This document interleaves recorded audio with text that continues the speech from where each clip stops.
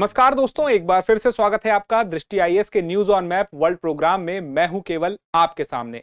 आज के इस प्रोग्राम में हम बात करने वाले हैं बीते एक सप्ताह में दुनिया भर में चर्चा में रही प्रमुख जगहों के बारे में। तो वे कौन कौन सी जगहें हैं और उनसे किस प्रकार से प्रश्न बन सकता है, ये आपके सामने एक एक करके आने वाला है। तो एक एक करके शुरुआत करते हैं बीते दिन के अभ्यास प्रश्न के साथ में। तो अभ्यास प्रश्न था कि निम्नलिखित भू आकृतियों पर विचार कीजिए।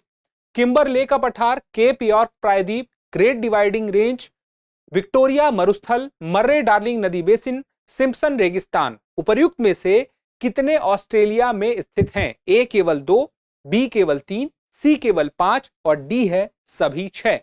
तो ये जो इसका जवाब है, देखिए किसके लिए पूछ रहा है, ऑस्ट्रेलिया में कितने इसमें से स्थित हैं। तो हमें ऑस्ट्रेलिया के लिहाज से बताना होगा। तो चलिए अब देखिए, ऑस्ट्रेलिया में ये सारे के सारे आपको मिल जाएंगे। आप देखिए तो ये किम्बरले प्लाटेयू मिल गया, ग्रेट विक्टोरिया डेजर्ट मिल गया, सिम्पसन डेजर्ट मिल गया। इसके अलावा देखें तो ये डार्लिंग और मर्रे नदियां मिल गई। उसके अलावा देखें तो केप यॉर्क पेनिनसुला मिल गया। उसके अलावा देखें तो ग्रेट डिवाइडिंग रेंज जो ऑस्ट्रेलिया में पूर्व की तरफ है, ये आपको मिल जाएगी।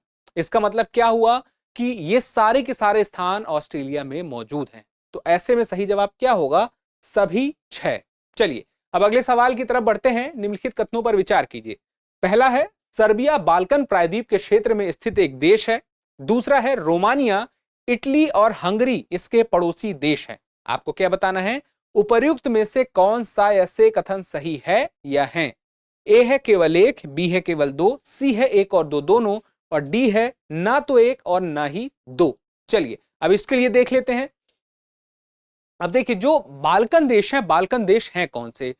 अगर हम यूरोप में दक्षिण की तरफ जाएं और दक्षिण में भी सर्वाधिक दक्षिण से फिर हम पूर्व की तरफ बढ़ेंगे, यानी कि दक्षिण पूर्व में जो देशों का समूह है उन्हें बाल्कन देश कहा जाता है। कई सारे देश हैं, वो नाम आपके सामने है। Albania, Bosnia Herzegovina, Bulgaria, Croatia, Kosovo, Montenegro, उत्तरी मैसेडोनिया, रोमानिया, सर्बिया, स्लोवेनिया। अब यहां पे देखिए, सर्बिया बाल्कन प्रायद्वीप के क्षेत्र में स्थित एक देश है। तो बाल्कन देश जो है आप देख सकते हैं यूरोप में, ये जो दक्षिण का क्षेत्र है। अब आप देखिए इसी को पास से तो ये आपको दिखाई देगा। अब यहां पे पहली बात क्या कह रहा है कि सर्बिया बाल्कन प्रायद्वीप के क्षेत्र में स्थित एक देश है। ये है सर्बिया और ये बाल्कन प्रायद्वीप क्षेत्र में है। तो ये पहला स्टेटमेंट तो सही है। क्या दूसरा सही है? रोमानिया, इटली और हंगरी इसके पड़ोसी देश हैं। क्या ये बात सही है? रोमानिया, इटली और हंगरी। देखिए अगर हम सर्बिया को नजदीक से देखें तो बहुत सारे इसके पड़ोसी देश दिखेंगे। देखिए रोमानिया दिखेगा, बुल्गारिया दिखेगा, मैसेडोनिया दिखेगा, अल्बानिया दिखेगा, मोंटेनेग्रो दिखेगा, बोस्निया एंड हर्जेगोविना दिखेगा और उसके अलावा क्रोएशिया दिखेगा, हंगरी दिखेगा। ये सारे देश ये बीच में जो है, जो सर्बिया है, इससे लगे हुए हैं। आप देखिए यहां पर बात कही है रोमानिया की, तो यह मिल गया, हंगरी की तो यह मिल गया, लेकिन क्या इटली मिला है? आप देखिए इटली यहां किसी में भी नाम नहीं दिखाई देगा। क्यों? क्योंकि इटली को आप देखिए तो इटली तो यहां है, इटली बाल्कन प्रायद्वीप का हिस्सा ही नहीं है, तो वो कहां से हो जाएगा? इसी वजह से ये दूसरा स्टेटमेंट हो गया गलत। पहला सही है, दूसरा गलत है। तो हम क्या कहेंगे कि केवल 1 यानी कि ए हमारा सही जवाब हो गया। ठीक है, जवाब मिल चुका है। अगले सवाल की तरफ बढ़ते हैं। अब चलिए अगले सवाल की तरफ बढ़ने से पहले एक महत्वपूर्ण जानकारी है। जैसे कि आपको पता है कि दृष्टि आईएएस की मुखर्जी नगर की क्लासेस अब होती हैं नोएडा सेक्टर 15 में, क्योंकि यूपीएससी का हब अब मुखर्जी नगर नहीं, नोएडा सेक्टर 15 है। तो नोएडा सेक्टर 15 में दृष्टि आईएएस के सेंटर में हिंदी माध्यम और अंग्रेजी माध्यम दोनों के लिए एडमिशन प्रारंभ है। जो IAS GS foundation prelims plus mains offline course है उसके लिए।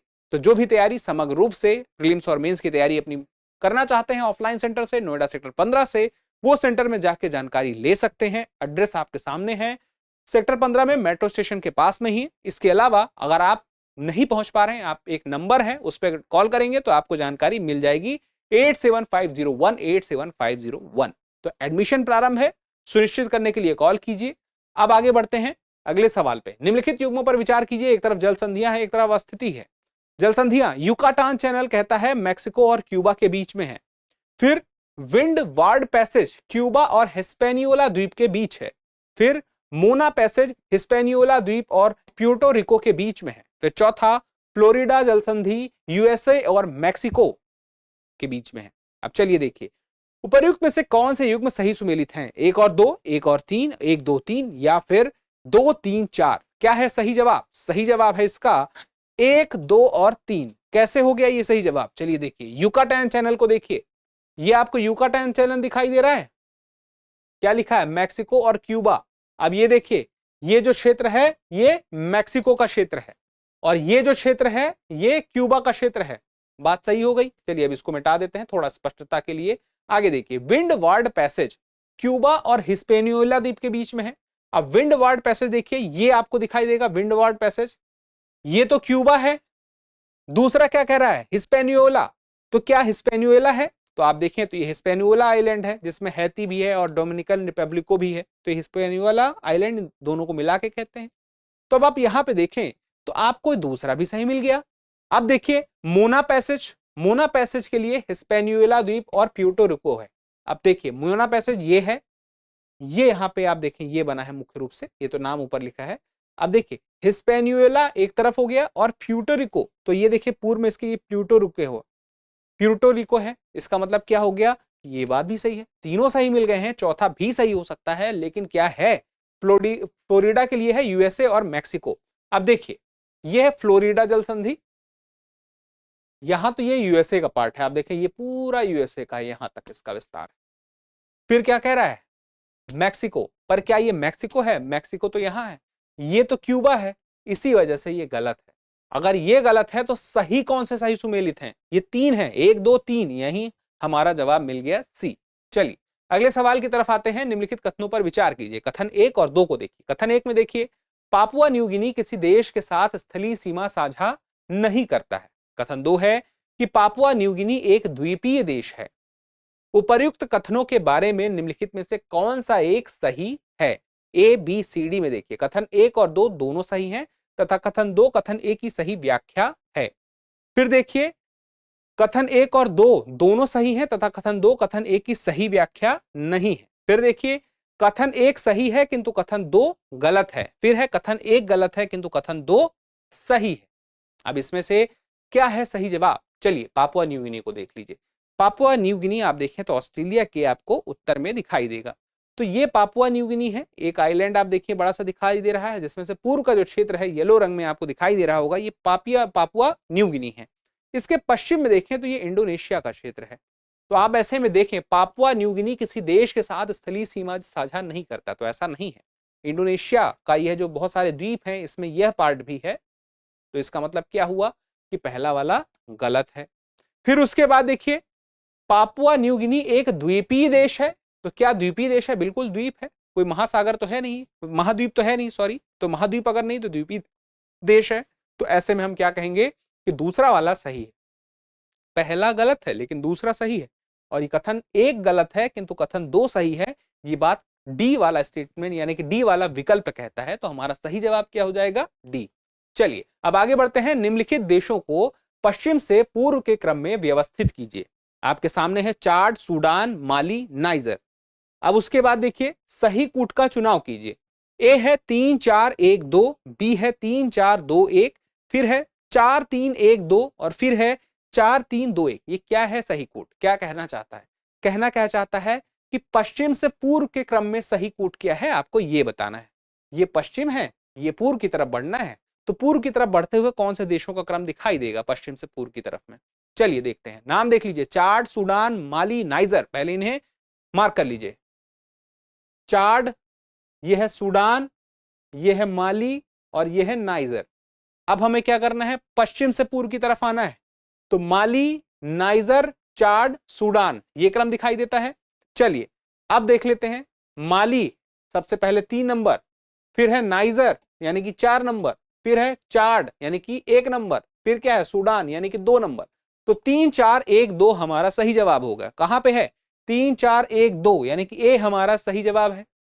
जवाब मिल गया है।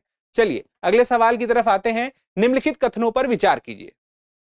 वेस्ट बैंक इजराइल के पश्चिम में भूमध्य सागर के तट पर संयुक्त राष्ट्र के प्रावधानों के तहत एक फिलिस्तीनी क्षेत्र है। दूसरा, गाजा पट्टी जॉर्डन नदी के किनारे दोनों किनारों पर उपजाऊ भूमि की एक संकरी पट्टी है। और तीसरा, गोलन हाइट्स इजराइल और जॉर्डन के बीच विवादित भूमि का एक टुकड़ा है। आपको क्या बताना है, उपर्युक्त में से कितने कथन सही हैं। ए केवल एक कथन सही है, बी केवल 2 कथन सही हैं, सी सभी 3 कथन सही हैं और डी सभी 3 कथन गलत हैं। क्या है सही जवाब इसमें? ये तीनों के तीनों कथन को आइए हम नक्शे पर देख लेते हैं, कितना सही है कितना गलत है। पहला देखिए, वेस्ट बैंक इजराइल के पश्चिम में भूमध्य सागर के तट पर। क्या वेस्ट बैंक इजराइल के पश्चिम में है, भूमध्य सागर के तट पर? आइए देखिए, ये आपका वेस्ट बैंक क्षेत्र है, ठीक। इजराइल का ये पूर्वी क्षेत्र कह सकते हैं, पश्चिम नहीं है, और ये मेडिटेरियन सी है, भूमध्य सागर है, इससे लगा हुआ भी नहीं है, थोड़ा सा भी नहीं लगा है। ऐसे में हम क्या कहेंगे, ये बात तो यहीं पे गलत हो गई, पहला वाला। अब दूसरा वाला देखिए, गाजा पट्टी जॉर्डन नदी के दोनों किनारों पर उपजाऊ भूमि की एक सक्रिय पट्टी है। नदी के दोनों किनारों पर उपजाऊ भूमि की एक सक्रिय पट्टी, जॉर्डन नदी। अब देखिए, आप यहां देखिए, ये है गाजा पट्टी, ठीक है, मेडिटेरियन सी से लगा हुआ भी। अब देखिए, जॉर्डन रिवर तो इधर है। ऐसे में आप क्या कहेंगे, ये स्टेटमेंट गलत है, दूसरा वाला भी गलत है। तीसरा, गोलन हाइट्स इजराइल और जॉर्डन के बीच विवादित भूमि का एक टुकड़ा है। अब इसमें सही जवाब क्या होगा, उपर्युक्त में से कितने कथन सही हैं? केवल एक कथन सही है, केवल 2 कथन सही है, केवल 3 कथन सही हैं, या फिर सभी 3 कथन गलत हैं? बताइए सही जवाब क्या होगा। गोलन हाइट्स इजराइल और जॉर्डन के बीच विवादित भूमि का एक टुकड़ा है, तो इजराइल तो हमें दिखता है, ये देखिए इजराइल दिख गया। फिर उसके बाद अब आगे देखना है गोलन हाइट्स, ये गोलन हाइट्स दिख गया। फिर उसके बाद ये जॉर्डन के साथ इसका कोई दिक्कत नहीं है, जॉर्डन इधर है, ये सीरिया के साथ इसका विवाद है।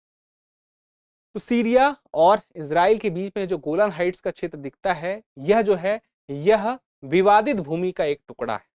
और यहां पे आपको स्पष्ट रहे कि यहां पर जॉर्डन लिखा है, सीरिया नहीं लिखा है, इसी वजह से यह स्टेटमेंट भी गलत हो जाता है। और तीनों गलत हैं, तो डी हमारा सही जवाब है, सभी 3 कथन गलत हैं। चलिए, अब उसके बाद अभ्यास प्रश्न देख लेते हैं। इस सवाल का जवाब आप जरूर दीजिएगा, क्योंकि जब आप जवाब देते हैं तो हमें और बेहतर करने की प्रेरणा मिलती है। फिलहाल के लिए सवाल देखिए कि संयुक्त राज्य अमेरिका के निम्नलिखित राज्यों की अवस्थिति पर विचार कीजिए। ए वॉशिंगटन, यानी कि पहला वॉशिंगटन, दूसरा कैलिफोर्निया, तीसरा जॉर्जिया, चौथा न्यू मैक्सिको, पांचवां टेक्सास और छठवां मैसाचुसेट्स। अब आपको बताना है उपर्युक्त में से कितने राज्य प्रशांत महासागर के तट पर स्थित हैं। इन राज्यों की बात हो रही है, सारे यूएसए के हैं, लेकिन प्रशांत महासागर से कौन कौन लगता है, कितने लगते हैं, वो संख्या बतानी है। केवल 1, केवल 2, केवल 3 या केवल 4? तो इस सवाल का जवाब देने का प्रयास आप जरूर कीजिएगा, क्योंकि जब आप जवाब देते हैं तो हमें और बेहतर करने की प्रेरणा मिलती है। लेकिन ऐसा नहीं है कि सवाल का जवाब हम देंगे नहीं। हमारी और आपकी मुलाकात जब अगले एपिसोड में होगी न्यूज ऑन मैप वर्ल्ड में अगले सप्ताह, तो हम इस पर चर्चा करेंगे। शुरुआत इसी सवाल के साथ करेंगे। तो चलिए, फिलहाल के लिए इतना ही। अगर आपने चैनल सब्सक्राइब नहीं किया है तो चैनल सब्सक्राइब कर लीजिएगा, क्योंकि जिससे हमारा मिलने का सिलसिला आसानी से जारी रहे। जल्द ही मिलते हैं अगले एपिसोड में, तब तक के लिए स्वस्थ रहें, मस्त रहें, पढ़ते रहें। धन्यवाद।